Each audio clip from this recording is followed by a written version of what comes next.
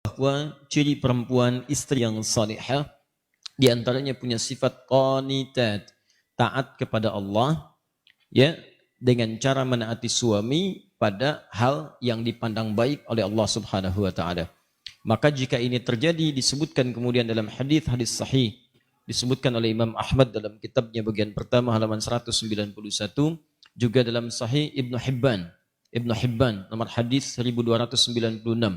Ya, disampaikan kemudian idza shallatil mar'atu salataha, ya, idza shallatil mar'atu salataha. Di riwayat lain idza shallatil mar'atu khamsaha wa shamat shamaha wa hafizat farjaha wa ata'at zawjaha qila laha yaumal qiyamati. Di riwayat lain tanpa yaumal qiyamah qila laha udkhulil jannata min haitsu syi'ti. Di riwayat lain udkhulil jannata haitsu syi'ti. Baik, jika ada seorang istri, seorang perempuan, kemudian mengerjakan 4 hal dalam hidupnya. Yang pertama, dia menunaikan sholat fardu saja yang 5. Tidak pernah sholat sunnah selama hidupnya. Fardu, 5 waktu.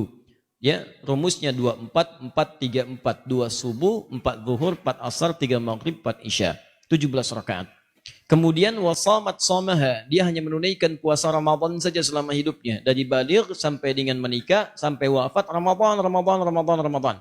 Tidak pernah puasa sunnah, Senin tidak, Kamis tidak, Ayyamul Bid tidak, puasa Daud juga tidak.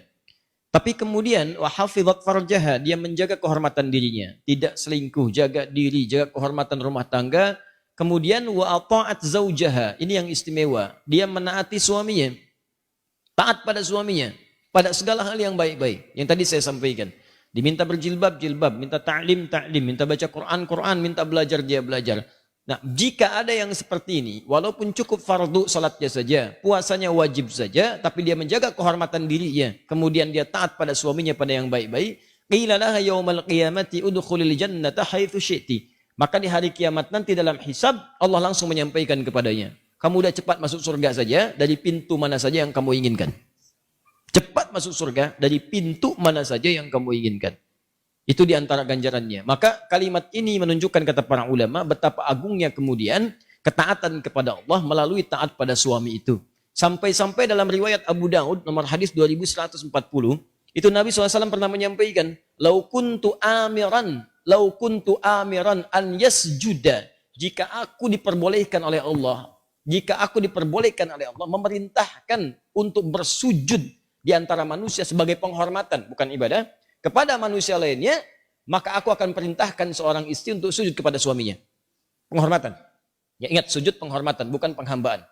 Kenapa demikian? Ini pentingnya seorang suami bagi laki-laki. Nanti edisi lain kita bahas, kalau ada pertanyaan tentang pentingnya istri bagi suami, kita bahas juga. Karena pertanyaannya terkait dengan suami, Bapak Ibu sekalian, khususnya para akhwat, para istri, para ibu, bertakwalah kepada Allah. Suami itu tugasnya berat. Berat sekali. Karena dia setelah akad diucapkan, disebut dengan mitsaqan ghalidha, perjanjian yang tidak mudah, itu langsung menanggung tugas 2 orang tua istri sekaligus. Langsung ditanggung itu. Coba Anda bayangkan, bapak perempuan ini biasa memberikan nafkah, merawatnya, melindunginya. Ya, melindungi, ada sesuatu yang mengganggu, lindungi. Kurang sesuatu, penuhi kebutuhan. Kurang apapun, penuhi, disayang. Dari mulai bangun sampai tidur, ditungguin, dirawat. Ketika akan diucapkan, ini berpindah kemudian kepada suami. Ya, semua makna ini disebut dengan qawwam namanya. Qawwam bentuk sifat mubalaghah atau superlatif dari kata qaimun, qawwamun. Anda bayangkan, qaimun itu tegak, berdiri sempurna. Kalau kesempurnaan itu dijaga supaya nggak bengkok, jaga tegak, itu namanya qawwam. Gimana supaya tugas bapak tadi dijaga sempurna supaya nggak turun? Perhatian jaga. Makanya seringkali saya sampaikan, termasuk saya mencoba mempraktikkan, kita saling mendoakan. Ya, pada istri itu juga hati-hati. Kalau Anda mau marah berkata-kata kasar, ingatlah dia anak perempuan dari seorang ayah.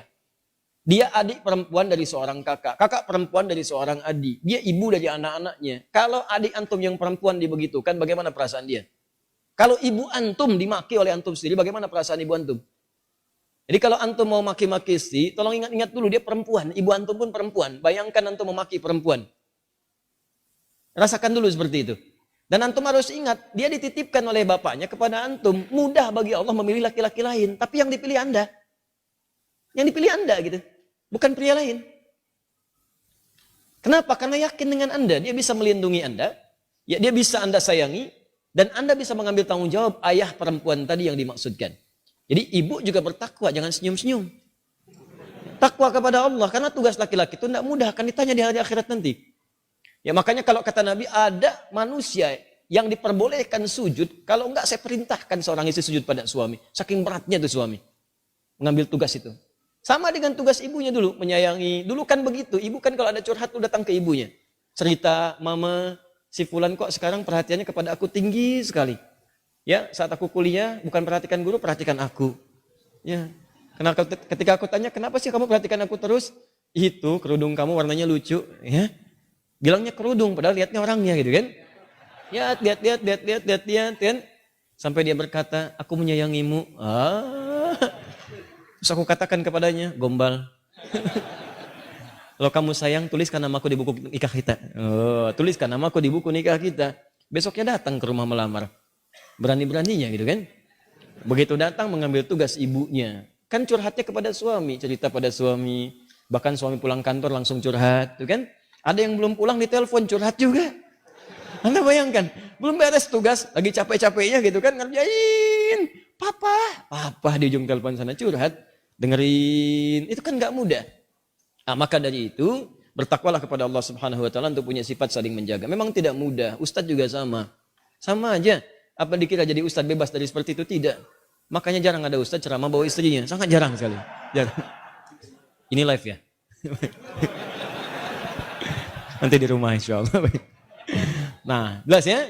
Pahamnya. Jadi dari situ kita menjaga di sini, jaga jangan sampai tugas istri kemudian mohon maaf bertentangan dengan suami, suami pun berlebihan kepada istri. Ada keseimbangan. Nanti kalau ada pertanyaan khusus saya jawab juga bagaimana perempuan kemudian dimuliakan oleh suaminya.